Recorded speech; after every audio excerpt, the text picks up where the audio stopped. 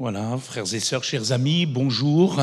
Saluons dans le beau nom de Jésus, notre Seigneur, notre Sauveur. Nous voulons encore féliciter notre frère Gary, son épouse, et bénir leur vie, le petit Esdra. Ezra, en réalité, c'est le nom hébraïque d'Esdras, Ezra. Et c'est celui qui a aidé aussi à l'œuvre de Dieu. Et nous souhaitons que ce petit, plus tard, serve à l'œuvre du Seigneur. Amen. Voilà, tout à l'heure, nous aurons un temps de prière pour vous. Nous aurons un temps d'appel. Nous aurons un temps où nous allons rechercher la face de Dieu en ce dimanche de Pentecôte, croyant que le Saint-Esprit est là. Le Saint-Esprit est là. Nous allons ouvrir la parole du Seigneur dans l'épître de Paul aux Colossiens, au chapitre 1er.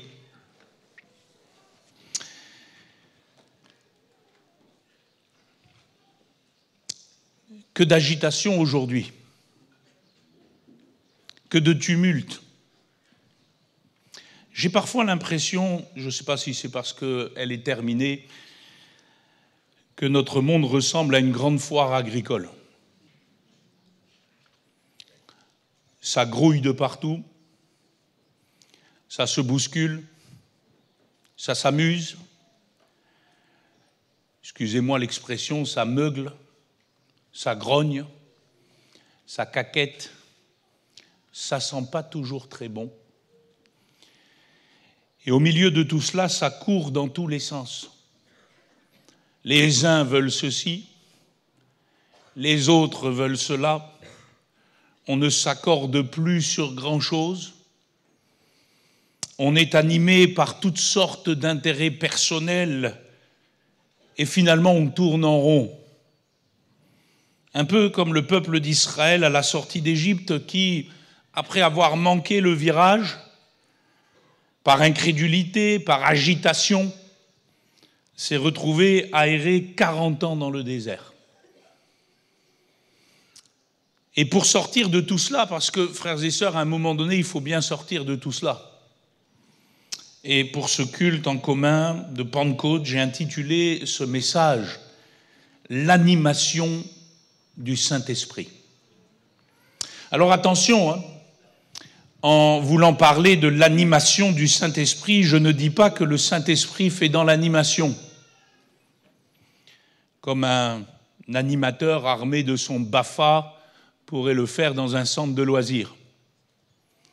Le Saint-Esprit n'est ni un animateur, ni un réanimateur, quoi qu'il lui faille souvent réanimer celles et ceux qui s'endorment profondément du sommeil de la mort.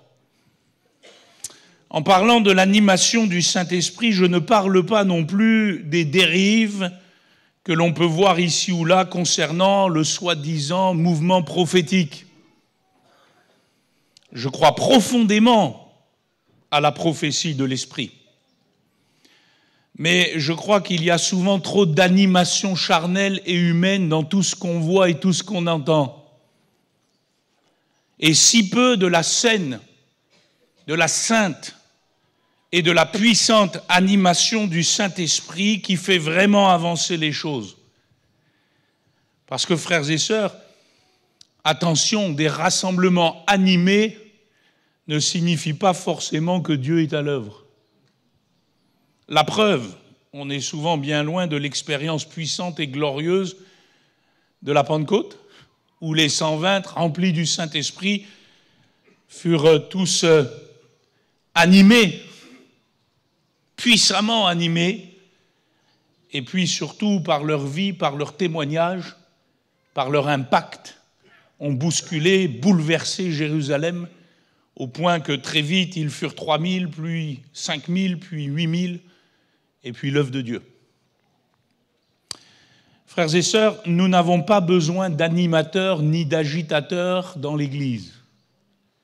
Nos animations personnelles et nos agitations intérieures ne font jamais et ne feront jamais l'œuvre de Dieu. Ce que nous avons besoin, c'est d'hommes et de femmes remplis du Saint-Esprit, animés par le souffle du Tout-Puissant, selon ce que Élihu disait à Job, « L'Esprit de Dieu m'a créé et le souffle du Tout-Puissant m'anime. » c'est ce que l'apôtre Paul va valoriser chez les Colossiens. Chapitre 1er, verset 3, et je lis avec vous, il dira « Nous rendons grâce à Dieu, le Père de notre Seigneur Jésus-Christ, et nous ne cessons de prier pour vous, ayant été informés de votre foi en Jésus-Christ et de votre charité pour tous les saints, à cause de l'espérance qui vous est réservée dans les cieux, et que la parole de la vérité, la parole de l'Évangile vous a précédemment fait connaître. Il est au milieu de vous. Et dans le monde entier, il porte des fruits, et il va grandissant, comme c'est aussi le cas parmi vous, depuis le jour où vous avez entendu et connu la grâce de Dieu, conformément à la vérité, et d'après les instructions que vous avez reçues d'Épaphras, notre bien-aimé compagnon de service, qui est pour vous un fidèle ministre de Christ, et qui nous a appris de quelle charité l'Esprit vous anime. Amen. Et qui nous a appris de quel amour l'Esprit vous anime. Que Dieu soit béni. Mon frère, ma sœur, de quoi es-tu animé? Qu'est-ce qui t'anime au plus profond de ton cœur? Ou pour respecter aussi la pensée qui est sur mon cœur, qui est-ce qui t'anime? Es-tu vraiment animé du souffle du Tout-Puissant? Es-tu vraiment animé de l'amour que l'Esprit répand librement dans ton cœur? Es-tu vraiment animé de la puissance du Saint-Esprit? Je le souhaite, je le désire, je prie pour cela. Car que de gens animés par leurs propres pensées, par leurs propres idées, par leurs propres sentiments, par leur propre volonté de nos jours. Que de gens animés par leur propre chair qui n'engendrent que querelles, discorde, jalousie, envie, convoitise, choses semblables. Frères et sœurs, nous vivons dans un monde d'agitation. Mais ce que nous avons besoin plus que jamais, c'est d'être animés par la puissance du Saint-Esprit. Et pour vous en parler en profondeur, j'aimerais justement revenir sur cet épisode marquant du peuple d'Israël qui l'a amené à tourner en rond dans le désert, qui lui a fait perdre un temps fou, 40 ans, une génération, mais qui lui a appris une leçon fondamentale, nécessaire, urgente, à travers la vie et le cœur d'un homme qui s'est tenu au milieu d'eux. Et cette leçon, c'est celle qu'il nous faut marcher selon l'Esprit. Ce récit, vous le trouvez dans le livre des Nombres, et on va faire quelques lectures dans ces chapitres très rapides. Nombres chapitre 13 et 14, et il dit ceci, Nombre 13, verset 1er, « L'Éternel parla à Moïse et dit, « Envoie des hommes pour explorer le pays de Canaan, que je donne aux enfants d'Israël. » Alors je m'arrête là parce que je pense que vous connaissez tous la suite par cœur, y compris nos enfants. 12 chefs représentant les 12 tribus d'Israël sont choisis et ils sont envoyés dans le 10 pays de Canaan. Parmi eux se trouve Josué, fils de Nun, qui sera le successeur de Moïse, et surtout parmi eux, et c'est lui qui m'intéresse ce matin, se trouve Caleb, fils de Jéphuné le Kénizien. C'est ainsi qu'il est appelé dans la parole de Dieu. Et cette petite équipe d'espions, vous le savez, va alors monter en Canaan. Ils vont en explorer les coins et les recoins pendant 40 jours. Et puis, ils vont revenir auprès de Moïse et de tout le peuple avec quelques fruits du pays. Et surtout, nous dit la parole de Dieu, avec une grappe de raisin qui était obligée d'être portée par 2 hommes tellement elle était belle. Et puis ils vont faire un rapport à toute l'assemblée. Verset 27. À la vérité, vont-ils dire, c'est un pays où coule le lait et le miel. Et en voici les fruits. Et si tout s'était arrêté là, cela aurait été magnifique. En quelques semaines, sortis de l'esclavage, ils seraient rentrés dans le pays promis. Mais,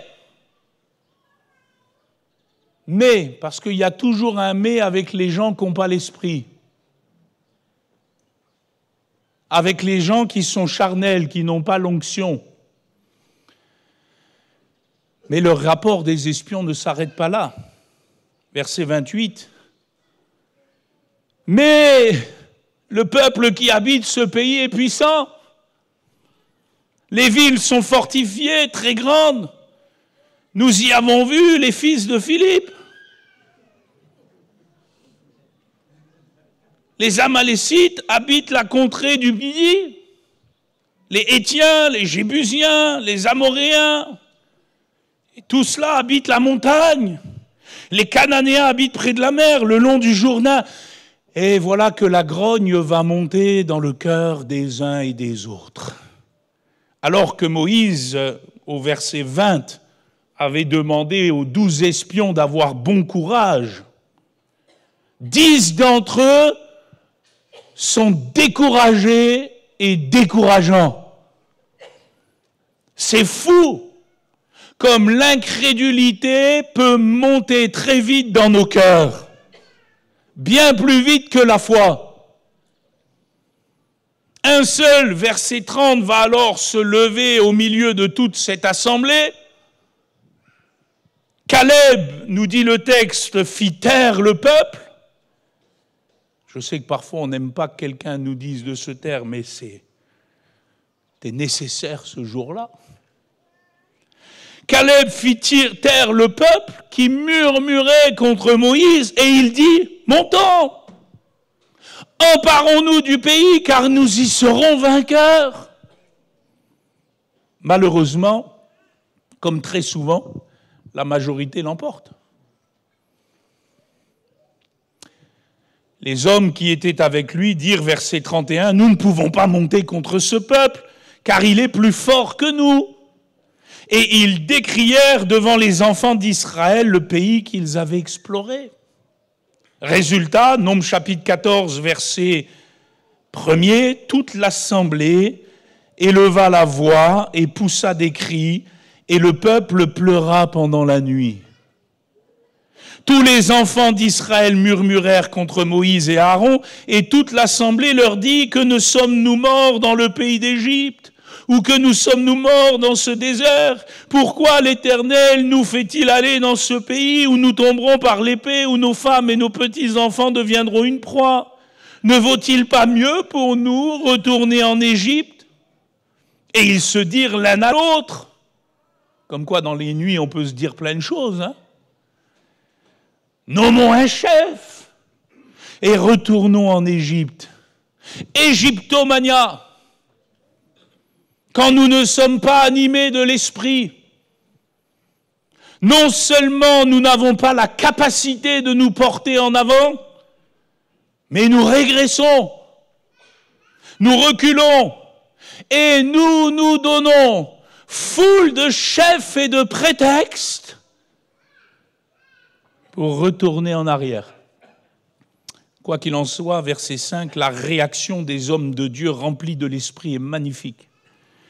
Moïse et Aaron tombèrent sur leur visage en présence de toute l'assemblée réunie des enfants d'Israël, et parmi ceux qui avaient exploré le pays, Josué, fils de Nun, et Caleb, fils de Jéphuné, déchirèrent leurs vêtements et parlèrent ainsi à toute l'assemblée des enfants d'Israël.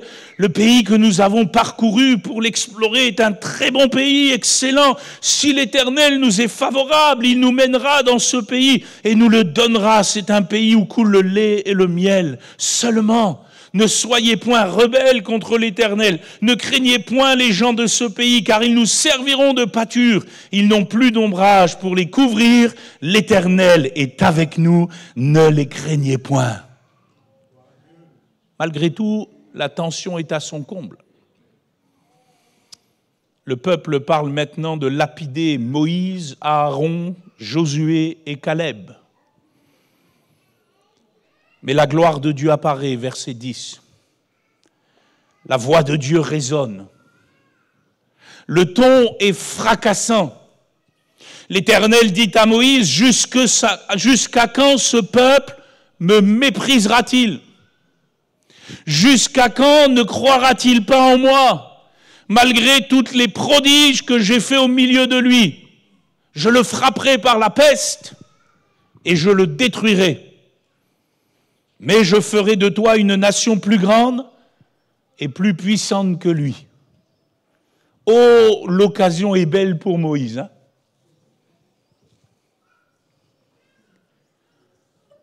L'occasion est rêvée.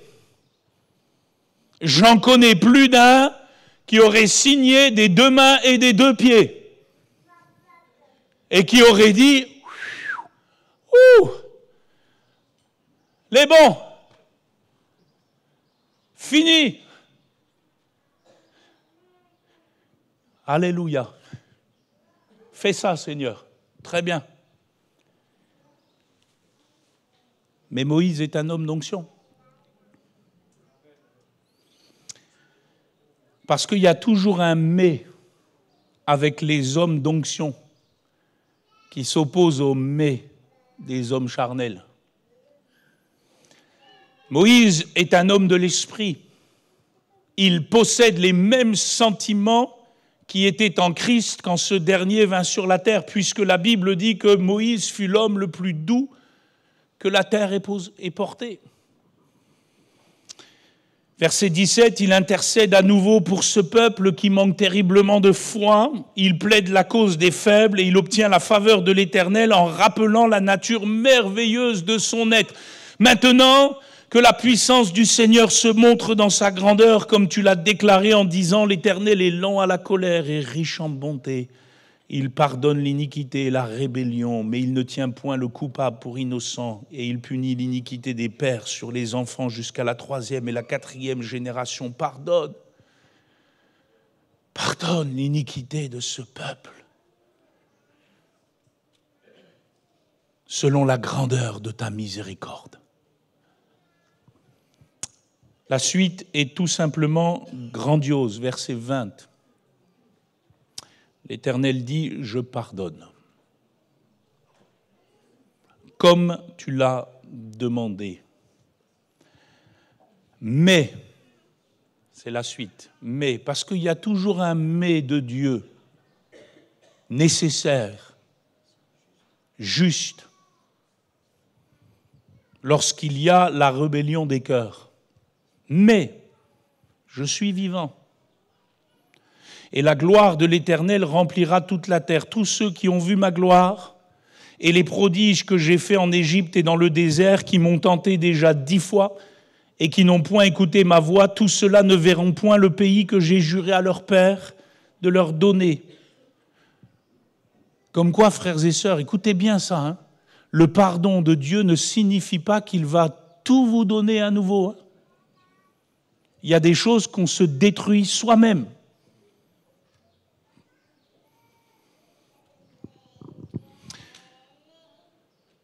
Tous ceux qui m'ont méprisé ne le verront point. Et là, c'est ce qui m'intéresse. Hein. Et parce que Caleb, mon serviteur, a été animé d'un autre esprit et qu'il a pleinement suivi ma voie, je le ferai entrer dans le pays où il est allé. Et ses descendants le posséderont.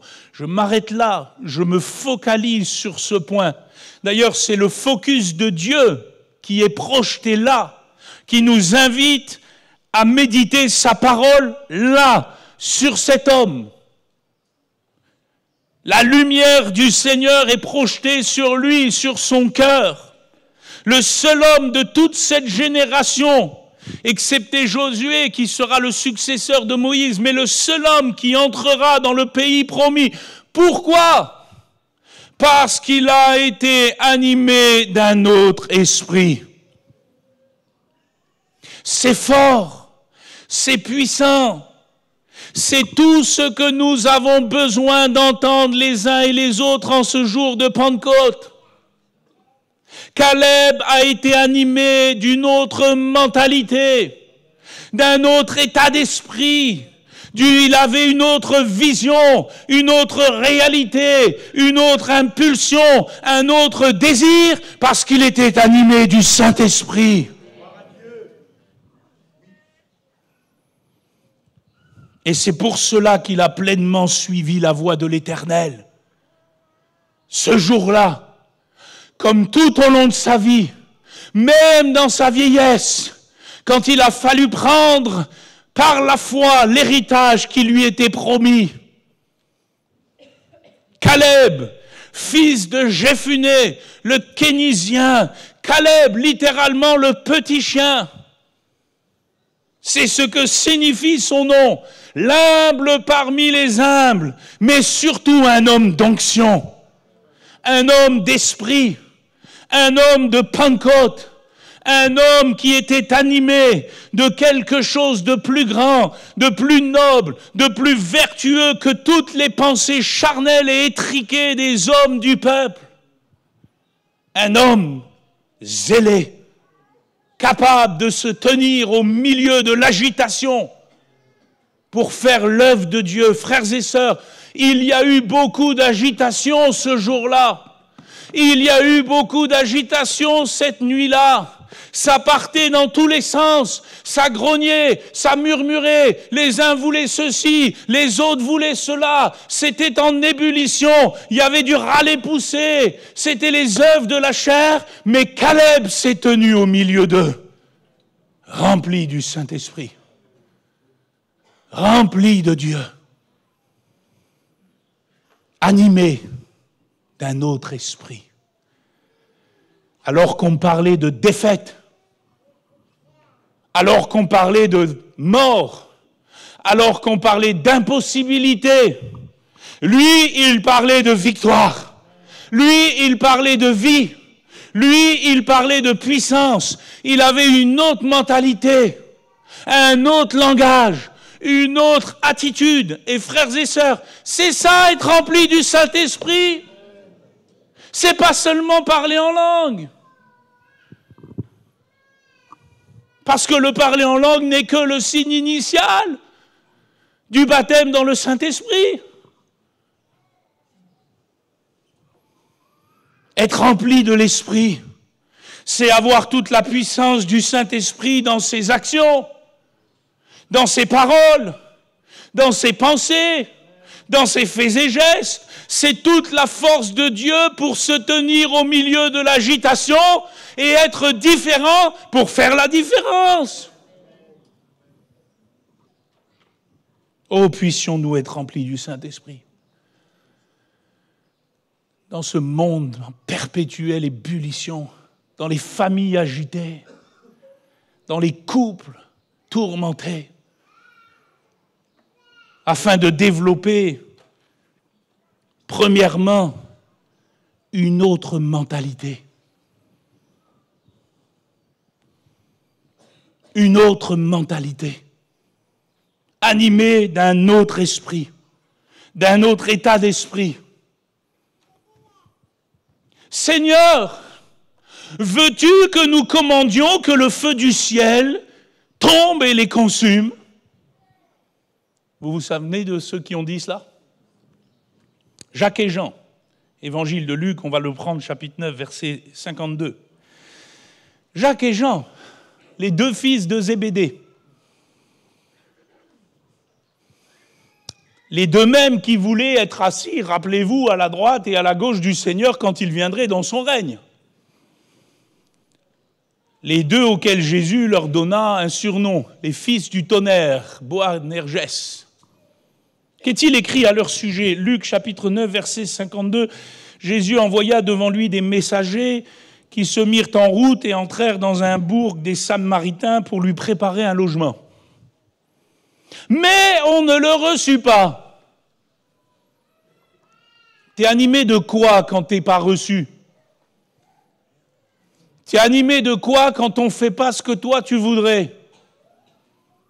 T'es animé de quoi quand on s'oppose à toi, dans tes projets, tes idées? C'est important. On ne le reçut pas parce qu'il se dirigeait sur Jérusalem. Les disciples, Jacques et Jean, voyant cela, dirent « Seigneur », alors le ton bien pentecôtiste, hein, « Seigneur, veux-tu que nous commandions que le feu descende du ciel et les consume ?» Jésus se tourna vers eux et les réprimanda, disant, « Vous ne savez de quel esprit vous êtes animés. Car le Fils de l'homme est venu non pour perdre les âmes des hommes, mais pour les sauver. » Et ils allèrent dans un autre bourg. Vous ne savez de quel esprit vous êtes animés. Voyez-vous, frères et sœurs, je suis profondément sérieux en disant cela. Parfois, on pense être très spirituel, hautement spirituel, et on adopte des postures quasi prophétiques, parce que ça rappelle quand même Élie qui fait descendre le feu du ciel. Et en réalité, on dit des choses de nous-mêmes, de notre propre fond. Ça nous semble hautement spirituel, parce qu'on se sent prêt à s'asseoir à la droite et à la gauche du Seigneur dans le royaume à venir. Mais en réalité, ce n'est pas moi qui le dis, c'est le Seigneur Jésus, donc ça me protège. Mais en réalité, c'est terrestre, charnel, et parfois même, il faut le dire, c'est Jacques qui le dit dans son épître, quand il parle de la pseudo-sagesse des hommes, parfois c'est même diabolique. Ouh, prêche-le, Philippe. Ils vont tous dire amen à ce moment-là. Mon frère, ma sœur, Jacques et Jean ne sont pas animés du Saint-Esprit à ce moment-là. Ils pensent pouvoir faire un miracle, hein, puisqu'ils croient dur comme fer qu'ils peuvent, comme Élie, faire descendre le feu du ciel et provoquer le jugement. Mais au fond, ils ne sont animés que d'eux-mêmes. C'est leur état d'esprit charnel qui parle. C'est leur mentalité d'homme qui s'exprime. Comment on le sait? Tout simplement parce que leur état d'esprit, leur mentalité n'est pas alignée sur celle de Jésus, qui lui est venu non pour perdre, mais pour sauver.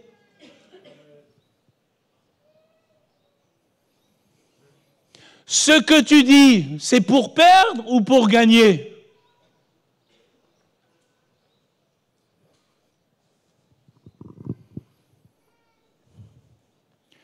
Jacques et Jean ne savent pas ce qu'ils disent.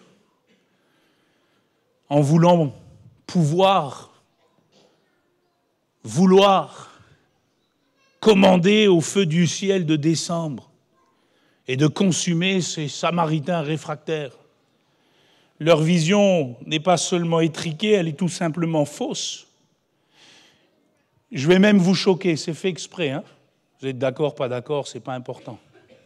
À ce moment-là, ce jour-là, un peu comme Pierre quand il a pris Jésus pour lui dire « Non, non, t'inquiète pas, tu ne mourras pas » et que le Seigneur est obligé de lui dire « Arrière de moi, Satan, tes pensées ne sont pas celles de Dieu, mais celles des hommes. » Ce jour-là, Jacques et Jean, ils ont une mentalité qui est quand même un peu anti-Christ.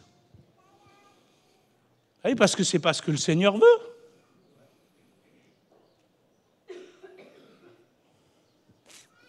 Qu'est-ce qui t'anime? Qu'est-ce qui te pousse à parler comme tu parles? Quel esprit t'anime? Quel état d'esprit? Quelle mentalité cultives-tu? Quel état d'esprit te détermine? Et voyez-vous, je crois qu'il n'y a que la venue puissante de l'Esprit de Dieu dans nos vies pour changer ça. Pour la bonne et simple raison qu'après la Pentecôte, la vraie Pentecôte, le vrai feu du ciel, celui qui consume tous nos états charnels, après la vraie Pentecôte, Jacques et Jean, vous les voyez plus se comporter comme ça. Ils ont une autre mentalité. Jacques va même se laisser trancher la gorge par Hérode en étant martyr pour le Seigneur. Et Jean va devenir l'apôtre de l'amour, disant à qui voulait l'entendre que celui qui dit aimer Dieu qu'il ne voit pas, mais qu'il haïsse son frère qu'il voit, c'est un... Quelle mentalité changée! La mentalité a drastiquement évolué. Avec la venue de l'Esprit, ils ont développé le caractère et la pensée du Christ. Ils n'ont plus parlé de perdre, mais de sauver. Finalement, ils ont été comme Caleb. Ils n'ont plus parlé de perdre ou de juger, mais de gagner, de triompher, d'aller de l'avant. Frères et sœurs, nous savons que l'Esprit de Dieu repose sur quelqu'un quand il a une autre mentalité. Tout le reste, excusez-moi, c'est du blabla évangélique pentecôtiste des assemblées de Dieu, qu'elles soient de la Réunion ou de France, ou du monde entier. Nous savons que l'Esprit de Dieu repose sur quelqu'un quand il a une autre mentalité, et quand sa mentalité est celle de Jésus-Christ. Et quand on a la mentalité de Jésus, on ne cherche pas à perdre, mais à gagner. On ne cherche pas à séparer, mais à unir. On ne cherche pas à mettre de côté, mais à guérir. On cherche non pas à se dérober, comme le peuple qui ne voulait plus entrer dans le pays, se dérobant, mais à triompher. On cherche non plus un trône pour s'asseoir sur notre autorité, à la droite de Jésus ou à la gauche de Jésus, mais on cherche à ce que tout le monde puisse s'asseoir dans le Seigneur. Une autre mentalité. Pourquoi je dis cela? Parce que notez bien ceci, Jacques et Jean, ils voulaient une manifestation extérieure. Veux-tu que nous commandions au feu du ciel de descendre? Ils voulaient une manifestation extérieure. Et c'est très important parce que, frères et sœurs, l'effusion de l'Esprit, la Pentecôte, est vraiment une histoire de manifestation. Or, à chacun, la manifestation de l'Esprit est donnée. Mais est donnée pourquoi? Est donnée pour griller les gens dans le grille-pain évangélique? Il est donné pourquoi? Cette manifestation, elle est donnée pourquoi? Pour juger, pour critiquer, pour casser, pour ruiner, pour blesser encore plus, pour rabaisser, pour mépriser. Non! Pour l'édification commune. Pourquoi je dis cela? Parce que, frères et sœurs, écoutez-moi bien, c'est le plus grand danger des églises pentecôtistes. La Pentecôte, sans l'état d'esprit de la Pentecôte, ça donne des excès, des rigidités, des déviances, des blocages, et ça ruine l'œuvre de Dieu. C'est pourquoi, avant le feu, il faut la colombe.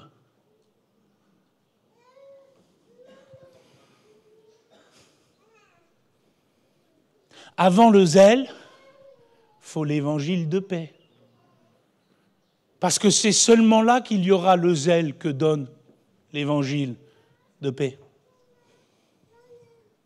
Donc avant les manifestations, il faut une mentalité. Et je n'ai pas peur de le dire, je suis de ceux qui disent que le fruit de l'esprit est bien plus important que même les dons de l'esprit. Oh, je sais que certains vont me lapider, hein, mais ramasser les pierres comme le peuple d'Israël. Mais je crois profondément à une autre mentalité.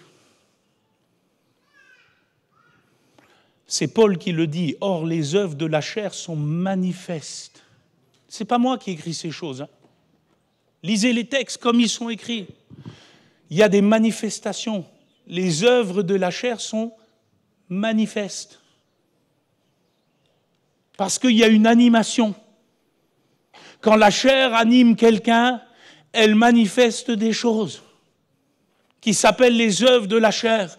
Et les œuvres de la chair, ce sont l'impudicité, l'impureté, la dissolution, l'idolâtrie, la magie, les inimitiés, les querelles, les jalousies, les animosités, les disputes, les divisions, les sectes, l'envie, l'ivrognerie, les acceptables et les choses semblables. Je vais te choquer aussi bien que je puisse le faire ce matin. Si tu vis ces choses, tu n'es pas rempli du Saint-Esprit.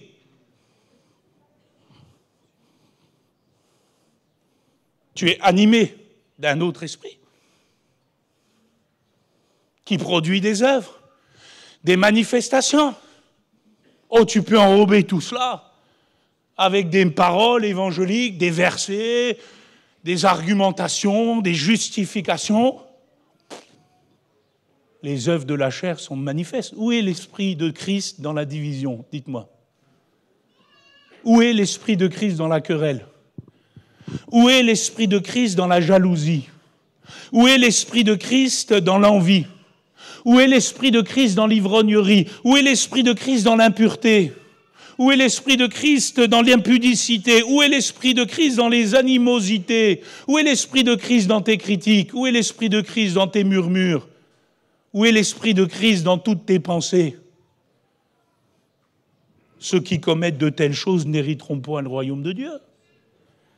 Mais le fruit de l'esprit, c'est l'amour, la joie, la paix, la patience, la bonté, la bénignité, la fidélité, la douceur, la tempérance. Voilà où est l'Esprit de Dieu. Ceux qui sont à Jésus-Christ ont crucifié la chair avec ses passions et ses désirs. Si nous vivons par l'Esprit, marchons aussi selon l'Esprit. Et ne cherchons pas une vaine gloire en nous provoquant les uns les autres, en nous portant envie les uns aux autres. Nous connaissons bien ce passage. Il est fondamental pour la connaissance et l'expérience bénie de la communion du Saint-Esprit. Et tout est question d'animation. Paul disait dans ce texte, car la chair a des désirs contraires à l'esprit. La chair a des désirs, a des animations. La chair, elle peut nous animer. Elle a des tendances. La chair, c'est une mentalité, c'est un état d'esprit. Elle a des animations et donc elle provoque des choses. Elle provoque des manifestations qui ne sont pas les manifestations de la Pentecôte. Elle provoque des choses qui ne sont pas saines. Et de l'autre côté, Paul parle de l'animation du Saint-Esprit. Quand le Saint-Esprit nous anime vraiment. Il y a un saint caractère, il y a une autre mentalité, il y a un autre état d'esprit, il y a alors d'autres manifestations. Je pose la question, répondez-moi, Jacques et Jean, étaient-ils animés des désirs et des tendances du Saint-Esprit quand ils ont dit ce qu'ils ont dit? Dites-moi. Pourtant, ça paraissait très spirituel, hein? Le peuple d'Israël était-il animé des désirs et de l'esprit quand ils ont exprimé ce qu'ils ont exprimé? Non. Voyez-vous, la chair tue, divise, détruit, bloque, freine, empêche, critique. L'état d'esprit qu'elle engendre est terrible. Mais l'esprit rassemble, bénit, pardonne, patiente, oriente, sauve. L'état d'esprit qu'il engendre est glorieux. Vous ne savez pas de quel esprit vous êtes animé. Moi, je pose la question, mon frère, ma sœur, et peut-être tu vas y réfléchir sérieusement cette semaine, dans tout ce que tu vis, dans tout ce que tu traverses, dans tout ce que tu es, dans tout ce que tu as vécu depuis 30, 40, 50 ans ici, peu importe. De quel état d'esprit es-tu animé?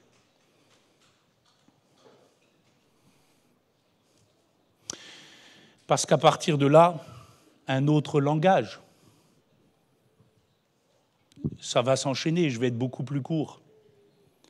Si nous sommes vraiment animés de l'esprit et que nous développons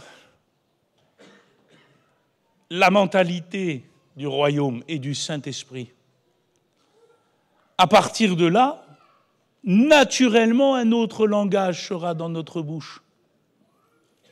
Parce que vous remarquerez que Caleb, il n'a pas seulement été animé d'un autre esprit, il a seulement aussi parlé autrement que les autres. Son rapport de l'exploration n'a pas été teinté de découragement et d'impossibilité. Il n'a pas versé dans le négativisme. Il n'a pas tout bloqué. Certes, il ne niait pas les évidences, à savoir qu'il y aurait des combats. Mais il a tenu un langage de victoire. Nombre 14-30, montons, emparons-nous du pays, nous y serons vainqueurs. Nous le disons souvent et nous avons raison, la Pentecôte, puisque nous sommes dans ce culte, a beaucoup à voir avec ce qui sort de notre bouche. Et c'est certainement pour cela que Dieu a choisi que le signe initial du baptême dans le Saint-Esprit serait lié à ce qui sort de notre bouche. Parce que vous savez que la langue est un glaive. Par elle, remplie du Saint-Esprit, nous pouvons gagner des combats. Par elle, sans l'Esprit, nous pouvons blesser plus que toutes les autres armes humaines. Parce que la mort et la vie sont au pouvoir de la langue. Et qu'il est important, frères et sœurs, si vous voulez être vraiment remplis du Saint-Esprit, que ce dernier prenne pouvoir, la dompte, pour prendre un autre texte biblique qui est Jacques chapitre 3, prenne pouvoir sur elle. Voyez-vous, Jésus, rempli de l'Esprit, il avait une autre mentalité. Et il avait aussi et surtout un autre langage. Il n'avait pas le même langage que tous les religieux de son temps. Alors que beaucoup d'eux ne passaient leur temps qu'à critiquer, mépriser, dévaloriser, humilier, rabaisser, lui passait son temps à bénir, instruire, relever, guérir. L'Esprit du Seigneur reposait sur lui et ça s'entendait autant que ça se voyait. Mon frère, ma sœur, la Pentecôte doit nous amener à apprendre le langage de l'Esprit, qui est le langage de Jésus. C'est plus que le parler en langue. C'est la langue au service de l'Esprit. C'est la langue domptée par l'Esprit. Et croyez-moi, si elle l'est, elle peut faire de grands ravages dans le camp de notre ennemi. Et elle peut libérer des âmes. Jésus disait, je voyais Satan tomber du ciel comme un éclair. Et il le disait à ses disciples qui étaient revenus de la mission dans laquelle ils furent envoyés avec l'autorité de Dieu. Luc chapitre 10, verset 18. Pourquoi ? Parce qu'ils avaient été envoyés prêcher sous la conduite du Saint-Esprit. Leur langue était au service de l'Esprit. Ils prêchaient le royaume. Ils guérissaient les malades. Et parce que leur langue était dédiée, consacrée au service de la bonne nouvelle, alors je voyais Satan tomber comme un éclair. La gloire de Dieu pouvait se manifester. Voyez-vous, Israël a tout ruiné en parlant mal. Moi, je crois que l'animation du Saint-Esprit, je crois que quelqu'un qui est réellement rempli du Saint-Esprit, ça va se voir à ce qui sort de sa bouche. Tout le reste, je le répète, c'est du blabla évangélique, pentecôtiste des assemblées de Dieu, qu'ils soient de La Réunion ou de France et de Navarre. Jésus a dit, car chaque arbre se connaît à son fruit. On ne cueille pas des figues sur des épines et l'on ne vendange pas des raisins sur des ronces. L'homme bon tire de bonnes choses du bon trésor de son cœur, et le méchant tire de mauvaises choses de son mauvais trésor, car c'est de l'abondance du cœur que la bouche parle. Si vous êtes à Jésus-Christ, et je le crois, frères et sœurs, le Seigneur a déposé son esprit en vous. C'est votre bon trésor.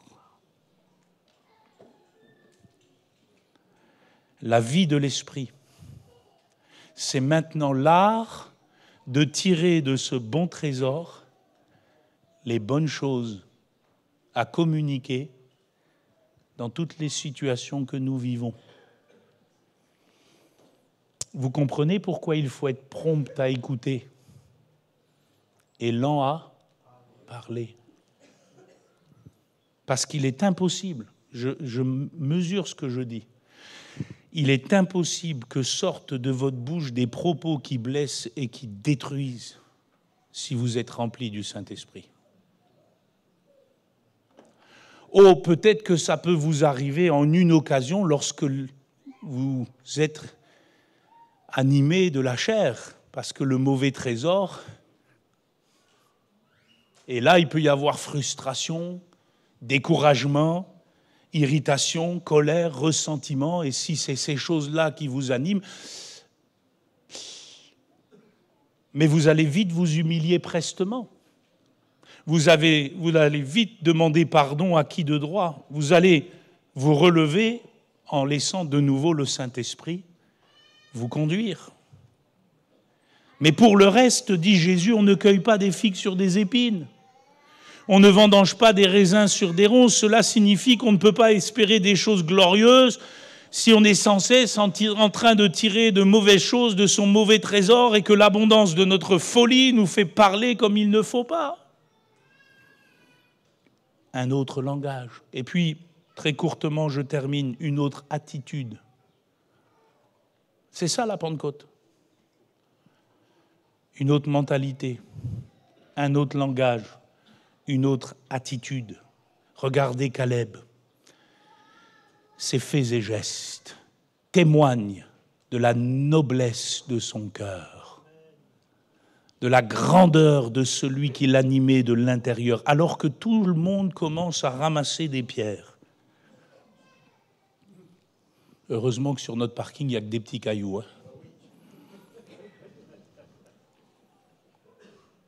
Regardez les attitudes du peuple, des 10. Regardez-les, les attitudes. Alors que les attitudes sont néfastes, lui, il cherche à imposer le silence pour que Dieu parle. Ce faisant, il ne bronche pas, il ne se rebelle pas, il ne rend pas le mal pour le mal. L'animation du Saint-Esprit lui permet d'adopter les belles attitudes de Dieu. Moi, je crois qu'un croyant rempli du Saint-Esprit ne peut que développer de belles attitudes.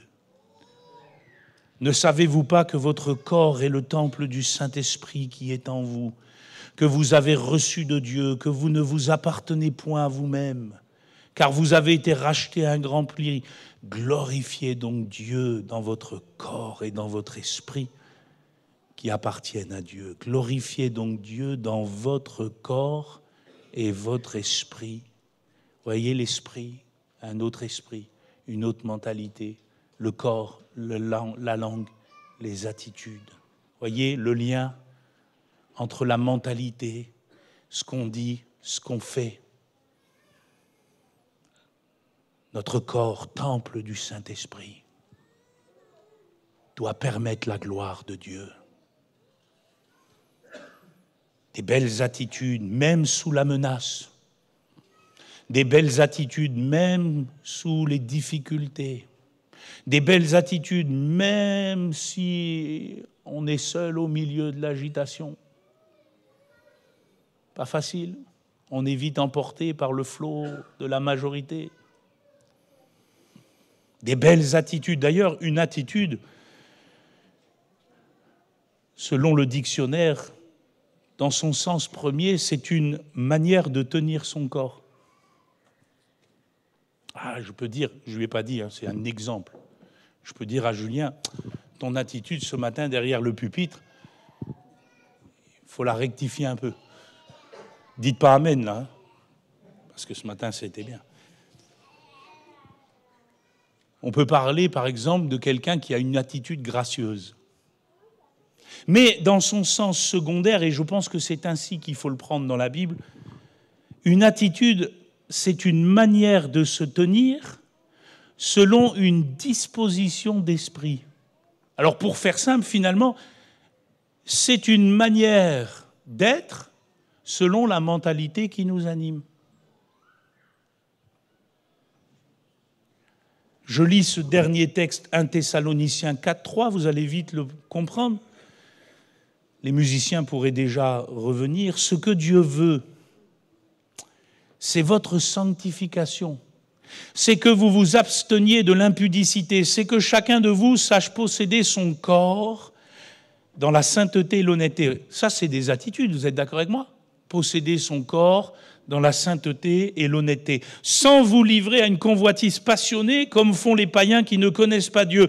C'est que personne n'use envers son frère de fraude ou de cupidité dans les affaires, ça aussi c'est des attitudes, parce que le Seigneur tire vengeance de toutes ces choses, comme nous l'avons déjà dit et attesté, car Dieu ne nous a pas appelés à l'impureté, mais à la sanctification. Celui donc qui rejette ses préceptes ne rejette pas un homme, mais Dieu qui vous a aussi donné son Saint-Esprit. Le don du Saint-Esprit doit en finalité, c'est ça la vie de l'esprit, permettre des belles attitudes. En tout temps, même au milieu de l'agitation. Il ajoutera pour ce qui est de l'amour fraternel, vous n'avez pas besoin qu'on vous en écrive, car vous avez vous-même appris de Dieu à vous aimer les uns les autres. Ça aussi, c'est des belles attitudes. Et c'est aussi ce que vous faites envers tous les frères. Dieu nous a donné son Esprit Saint. À partir de là, la Pentecôte doit se voir dans notre honneur, à vivre tranquille, à nous aimer les uns les autres, à nous occuper de nos propres affaires, à travailler de nos mains et surtout, comme dit Paul dans la suite de ce texte, à nous conduire honnêtement envers ceux du dehors. On va chanter ce chant « Souffle sur nous, Seigneur ». Souffle.